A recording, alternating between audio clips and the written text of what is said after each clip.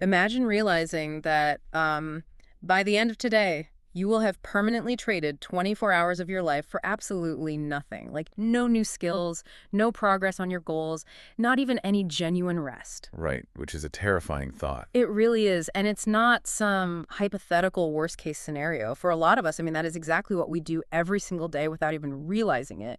We all wake up, we're handed the exact same resource, 24 hours, and somehow some people use it to construct these extraordinary lives while the rest of us end the day completely exhausted, staring at the ceiling, just wondering where the time went. It's the ultimate puzzle, Yeah. really, because time is the great equalizer in a world that is, otherwise completely asymmetrical. Yeah. You can't buy more of it, you can't borrow it, and you certainly cannot pause it.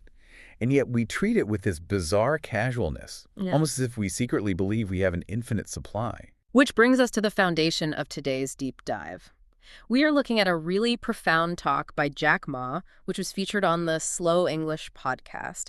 And the source material dives deep into how we utilize time, the dangerous illusion of motivation, and the actual architecture of self-improvement. That's such a great source. It is. So our mission today is to completely deconstruct the way you think about your daily actions. We want to map out the cognitive shift required to move from relying on fleeting, unpredictable bursts of inspiration to operating with unshakable, persistent discipline. And let's establish some ground rules for this conversation right now. The goal of analyzing these sources is absolutely not to make you feel guilty about, like, binge watching a show last weekend. Oh, definitely not. Right. Guilt is a terrible catalyst for change. This is about protection. It's about helping you understand the mechanics of your own attention so you can protect the hours you have left. Because as the source points out, lost time is the one thing that, once it becomes your past, permanently weakens your future. I love that framing. And I want to start by looking at how we misinterpret our own daily activity. Because there's this pervasive culture where we wear our exhaustion like a badge of honor. We think, I am exhausted, therefore I must be making progress. Yes, the classic trap. But the source material makes a really sharp distinction between moving and actually moving forward. So, okay, let's unpack this. Time is like a daily bank account that deposits 24 hours every morning. But any unspent balance completely vanishes at midnight. So if everyone knows time is precious, why do so many people end the day exhausted but with absolutely nothing to show for it? Well, what's fascinating here is that there is a fundamental difference between being busy and being productive. Hmm. And honestly, the human brain is actually quite terrible at telling the difference in the moment. Wait, really? The brain can't tell the difference. Not really, no. Being busy often just means reacting to stimuli. You're answering low-stakes emails, putting out tiny fires that don't actually matter, constantly checking notifications. This creates a false sense of urgency. You get a tiny dopamine hit every time you clear a notification or respond to a quick message. So your brain feels like it's accomplishing something. So it's essentially an active avoidance strategy. We're doing all these minor tasks to avoid the terror of doing the one big difficult thing that actually matters. Exactly. When you are just reacting to everything around you, you are letting the outside world spend your 24 hours for you. Wow. By the end of the day, your cognitive energy is entirely depleted, but you haven't actually built any equity in your own future. Important work, what the source identifies as learning a difficult skill, sharpening your character, reading complex material. That work doesn't usually come with an immediate, flashy reward. It requires you to be proactive, not reactive. But if doing the important work is the guaranteed path to a better future, why does the human brain actively fight against doing it? Like, if I know that sitting down to study for an hour is the best thing I can do for myself today, why do I feel this overwhelming physical resistance to just opening the book? And that brings us to one of the most dangerous psychological traps outlined in the talk, the myth of the perfect mood. Like a perfect mood. Yeah. We have been conditioned to believe that action requires motivation. People tell themselves, when I feel inspired, I will study, or, once I feel confident, I'll start the project. We treat motivation as if it's a prerequisite for execution. Okay, I have to push back on this a little bit because we have an entire global industry built on motivation. I mean, motivational speakers, hype playlists, inspirational quotes. Isn't motivation supposed to be a good thing? It's that initial spark that gets us off the couch and into the gym. How can that be a trap? This raises an important question, right? Because motivation is fantastic as a starter motor, but it is a terrible engine. Oh, interesting. Think about the biological reality of motivation. It's a neurochemical state, usually a spike in dopamine and adrenaline. The human body is designed for homeostasis. It physically cannot maintain a high-energy, elevated emotional state for a long period of time. Right, you just burn out. Exactly. So if your strategy for success relies entirely on a neurochemical spike that is biologically guaranteed to fade, your progress will inherently be chaotic.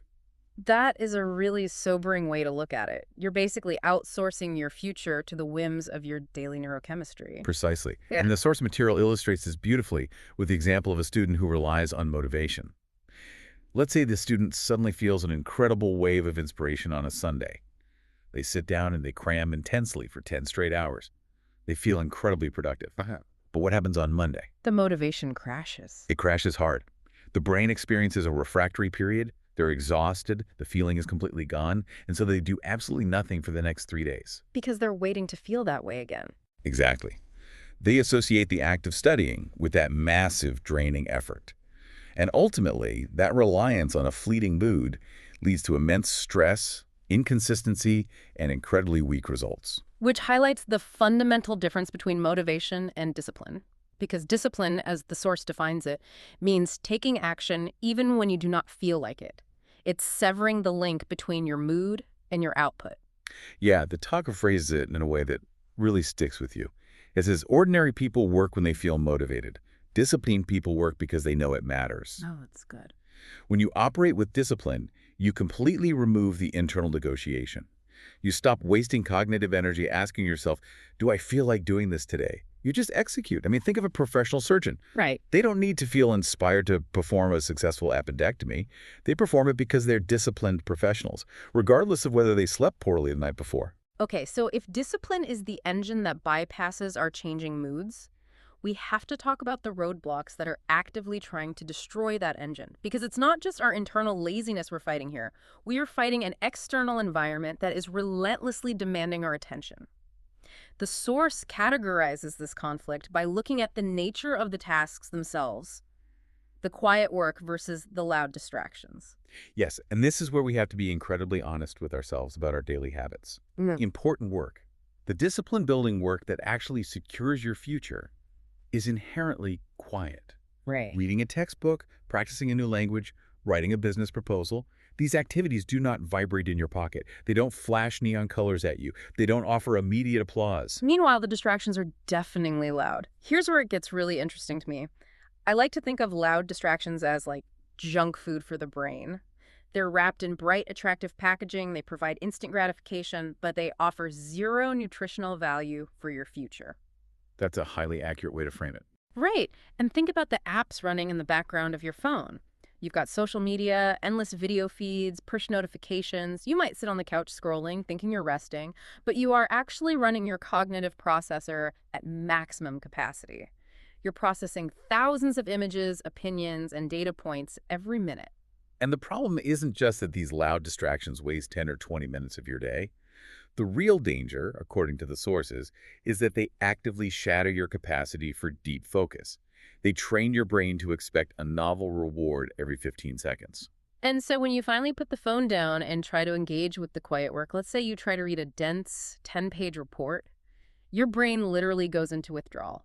You aren't just bored. Your brain is physically screaming for the loud stimulation it has become accustomed to. Exactly. You've rewired your baseline for stimulation. This makes the quiet work feel physically painful. And the source gives us a very stark warning about this exact dynamic where your attention goes, your future follows.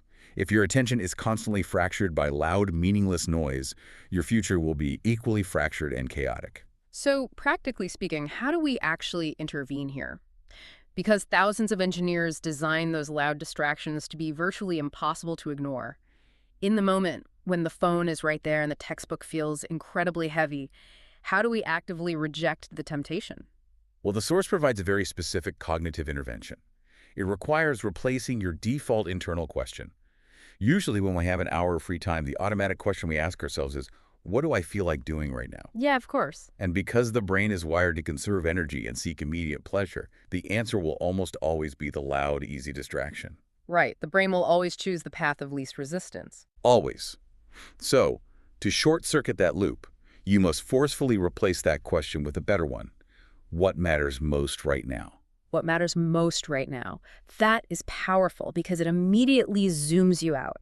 It forces you to look past the instant gratification of the next 5 minutes and consider the trajectory of the next 5 years. Exactly. It's a mandatory first step. But I can hear people listening to this and thinking, okay, that makes sense, but saying no to everything enjoyable sounds incredibly grim.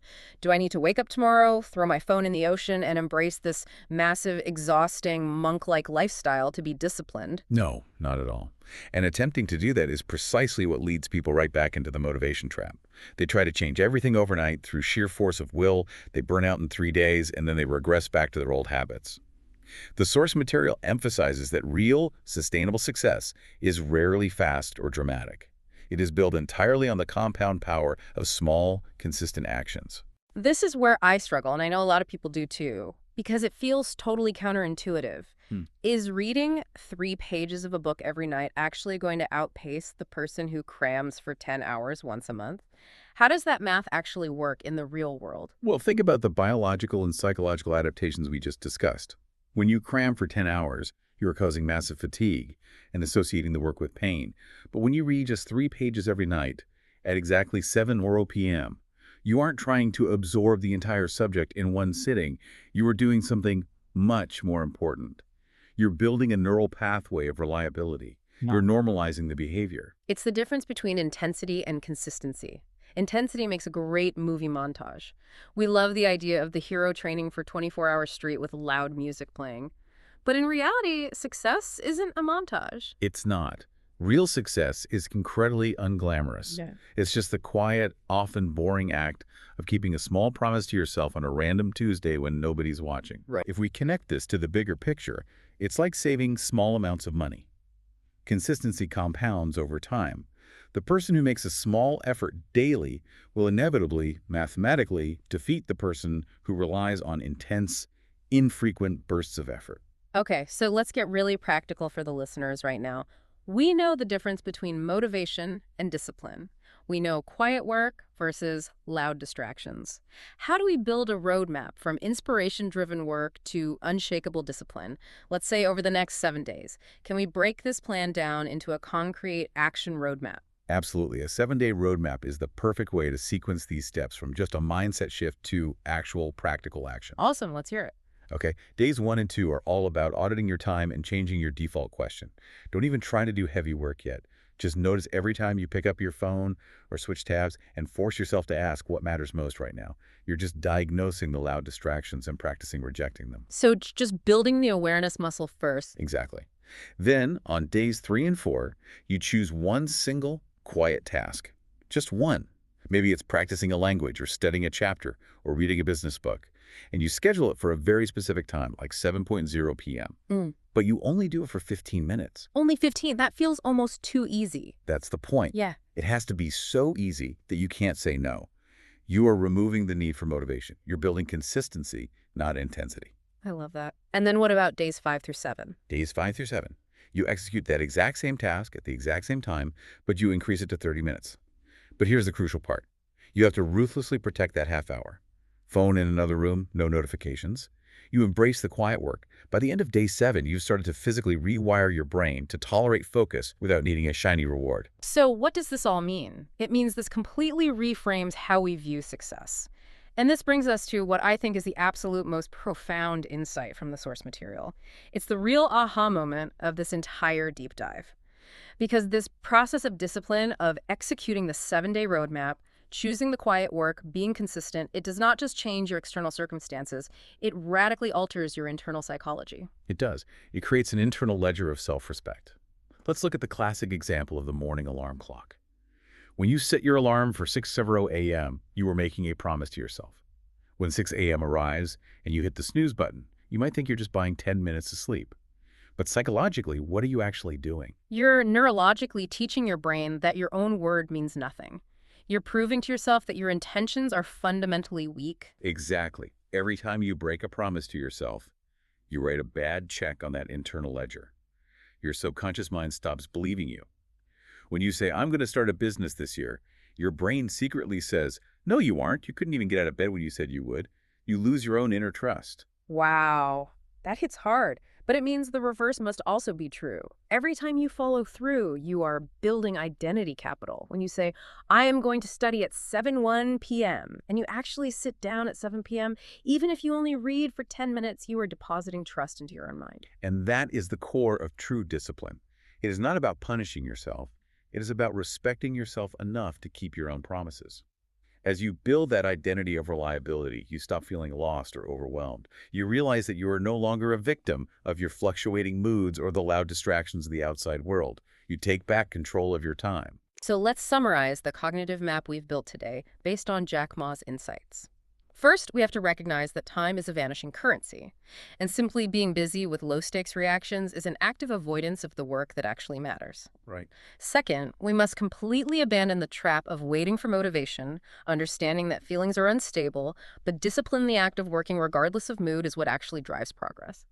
Third, we have to actively defend our attention from the loud noise of short-term entertainment by pausing and asking, what matters most right now? And finally, we build a foundation of self-trust, maybe using that 7-day roadmap, not through massive, exhausting intensity, but through quiet, unglamorous, daily consistency. I think the most vital takeaway to remember here is that the perfect mood is a myth. The world is heavily populated by incredibly smart people with fantastic ideas who simply stop taking action the moment the work gets boring or difficult. Do not let your future become a casualty of your desire for short-term comfort. Making the choice to protect even one single hour of deep, quiet focus today can fundamentally alter the trajectory of your life. It really all comes back to that vanishing resource we are handed every morning. Life is quietly asking you a question every single day. It doesn't care about your excuses, and it certainly doesn't care about your mood. It's asking, what will you do with the hours I gave you today?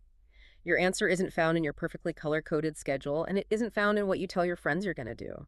Your answer is only found in your actions. Tomorrow morning, when the clock resets and the bank of time hands you a fresh, uncompromising deposit of 24 hours, what will your very first actions say about the future you are actually building?